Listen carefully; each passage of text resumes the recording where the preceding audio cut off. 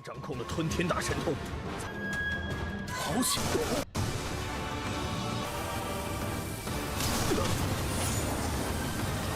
锁魂钉，不信！去！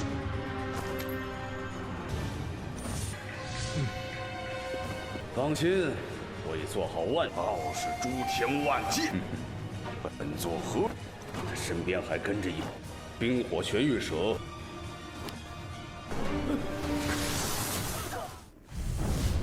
Halo guys, welcome back to KD Universe. Mari kita lanjutkan di Empire of Umber Realms atau Wan Jie Zhejun. Udah pada kepo kan dengan pertarungan yang akan terjadi di part ini? Karena si Yunfei itu bakal menghajar habis tetua Tuku Yao. Ditambah dia sekarang mengetahui kalau klan Tuku sebenarnya bekerja sama dengan permaisuri palsu. Nah, terungkap semua sudah. Kalau berdasarkan part terakhir kita semua sudah menyaksikan Tuku Yao yang terkejut karena Yunfei memiliki teknik alkemis yang super tinggi. Tapi dia penasaran gimana Yunfei dan teman-temannya mengetahui rencana mereka. Soalnya rencana mereka itu sungguh tertutup dan harusnya nggak ada yang tahu guys. Dia menduga kalau kemungkinan ada seseorang pengkhianat di antara mereka yang sudah menyebarkannya. Tapi tetua Tuku Yao juga merasa diremehkan. Soalnya dia terkenal cukup kuat di alam ini guys. Sementara Yunfei mengetahui kalau dia akan datang tetap menghampirinya, membuat Sui Qi tertawa keras.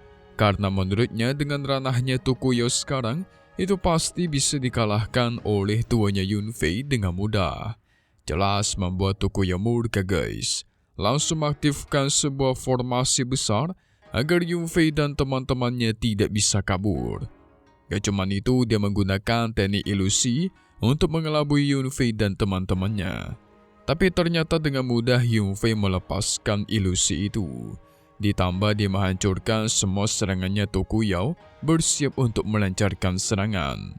So maka dari itu kita masuk ke intro ya guys. Hehehe.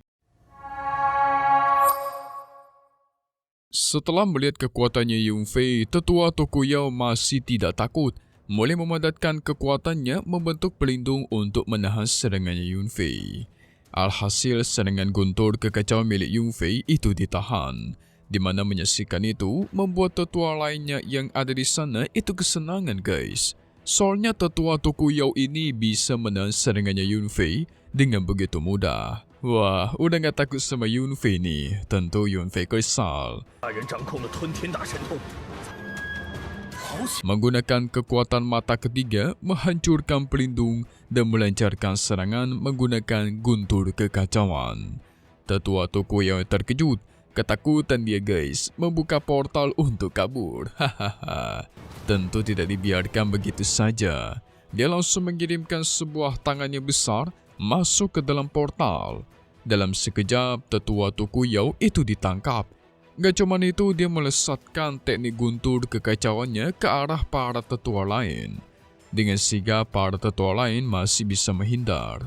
Karena sudah tertangkap, tetua Tuku Yao tentu penasaran. Sebenarnya kekuatan magis macam apa yang digunakan oleh si Yunfei guys, karena bisa dibilang kekuatannya tidak normal. Dia mengancam Yunfei untuk melepaskannya karena dia merupakan bagian dari tetua petinggi klan Tuku.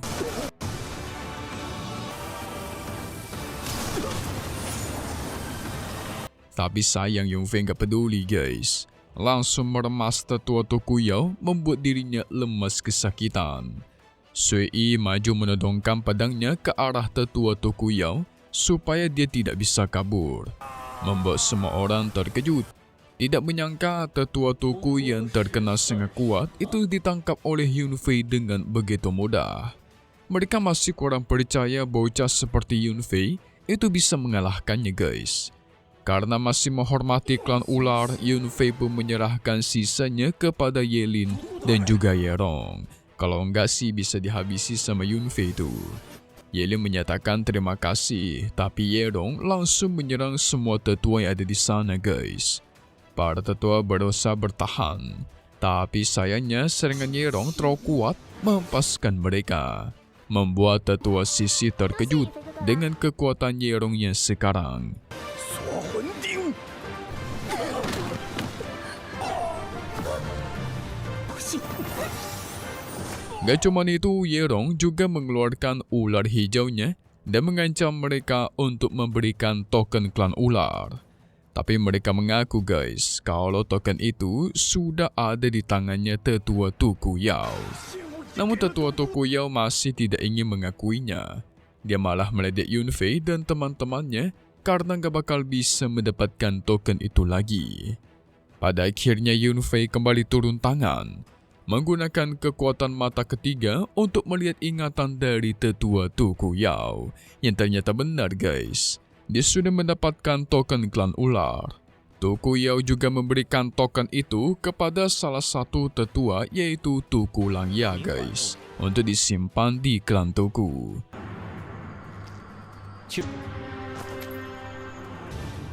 Tuku Langya menasihati agar berhati-hati karena Yunfei sangat kuat. Tapi si Tuku Yao ini kan sombong ya. Dia merasa sudah siap untuk menghadapi Yunfei.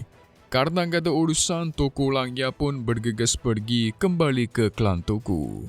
Nah lo, ketahuan kan? Sementara tetua lain merasa senang karena sekarang mereka hanya perlu mengambil darah keturunan klan ular. Tuku Yao pastikan rencana mereka akan lancar, jadi tunggu saja. Ternyata Patriark klan Tuku sudah merencanakan hal ini sedari lama guys, dan tentu menanti-nantikannya. Ditambah Tuku Yao sangat yakin dia bisa meningkatkan kekuatan dengan darah dari klan ular. Putri ular juga bakal segera datang bersama seorang jenius dari luar alam abadi dan iblis. Menurut informasi mereka dapatkan, jenius ini memiliki latar belakang yang sangat kuat dan juga berharga. Jadi kalau dia bisa mendapatkan kekuatan dari jenius ini, maka tentu kekuatan mereka naik drastis. Tentu tetua lainnya langsung memberikan selamat. Tapi jangan keliru ya guys. Maksudnya jenius yang dibicarakan oleh mereka itu adalah Yunfei. Hahaha. Kita beralih lagi ke dalam aula. Setelah melihat kenangan ingatannya si Tuku Yao, Suichi pun tertawa. Karena cuma dengan kekuatannya selemah ini, tapi berani sekali pengen mengalahkan tuannya. Beda sama Yerong dan Yelin. Mereka mulai panik nih, karena token klan ular sudah ada di tangannya klan Tuku. Ditambah lagi, token tersebut merupakan satu-satunya kesempatan untuk klan ular mereka bangkit.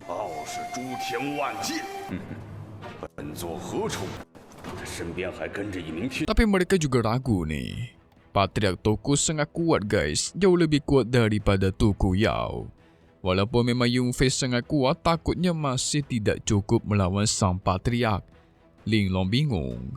Jadi, apa yang harus dilakukan kalau kayak gini? Tapi Yunfei tenangkan mereka guys. Dia kembali mengeluarkan penglihatan dari mata ketiga untuk menunjukkannya kepada semua orang. Ternyata Yunfei bisa memperlihatkan kalau sebelumnya tetua Tuku Yao sudah menemui Patriark klan Tuku untuk menyerahkan token-tokennya. Dia juga memastikan agar sang Patriark untuk tenang saja karena dia bakal mendapatkan darah dari keturunan klan ular. Tapi gak lama dari itu ada orang lain yang datang guys. Yang ternyata dia adalah permaisuri palsu. Sang permaisuri menasihati Tuku Yao agar jangan menyepelekan masalah ini. Soalnya di samping sang putri ular ada seorang jenius yang sangat kuat bernama Yunfei, memiliki tubuh kekacauan. Melihat adanya permaisuri palsu membuat teman-temannya Yunfei terkejut guys. Tentu Yunfei juga demikian. Tidak menyangka dia bakal bertemu lagi dengannya. Jodoh kali. Yerong menasihati Yunfei agar berhati-hati. Kalau sampai Patriark klan Tuku mendapatkan darah klan ular, pasti dia bakal jadi overpower. Tapi melihat ada kesempatan, para tetua yang berada di sana mencoba kabur. Sayangnya Linglong dan Wei Chen menyadarinya guys. Langsung menggunakan teknik mereka dan menyerang sehingga tuar. Alhasil semua tetua di sana pun dilenyapkan.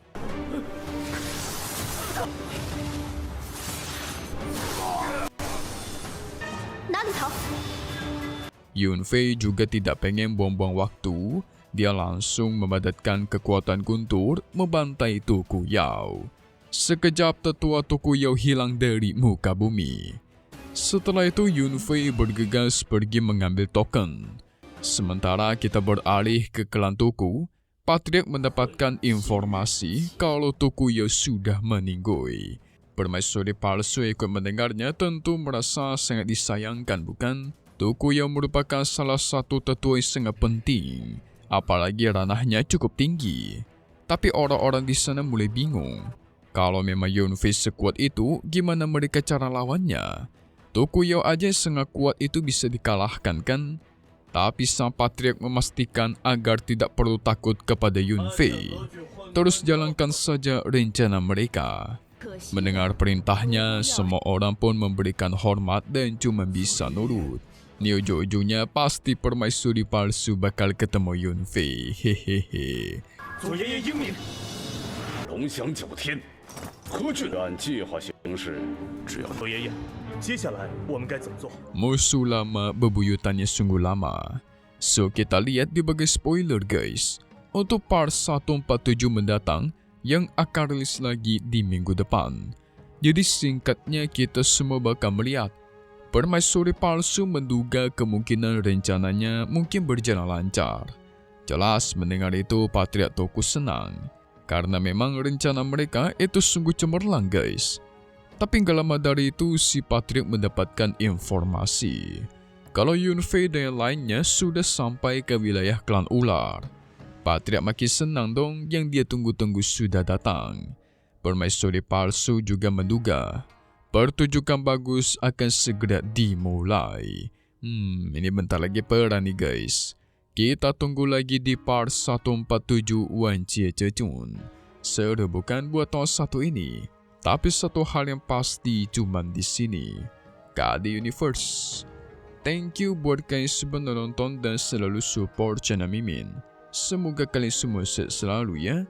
Mimin pamit undur diri dulu. Kita bakal ketemu lagi di video-video selanjutnya. Oke kalau gitu. See you guys.